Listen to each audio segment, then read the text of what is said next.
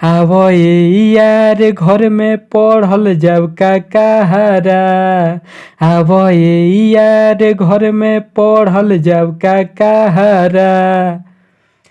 तो उम्मीद करता हूँ दोस्तों कि आप सबको ये वीडियो अच्छा लगा होगा। इस वीडियो से आप सब थोड़ा बहुत गाना लिखना ज़रूर सीखे होंगे। अगर आपको ये वीडियो अच्छा लगा है तो हमें कमेंट बॉक्स में ज़रूर बताइएगा और वीडियो को लाइक करके ज़रूर जाइएगा दोस्तों। मिलते हैं अगले वीडियो में, तब तक के लिए नमस्कार, बाय बाय, जय हिंद दोस्तों।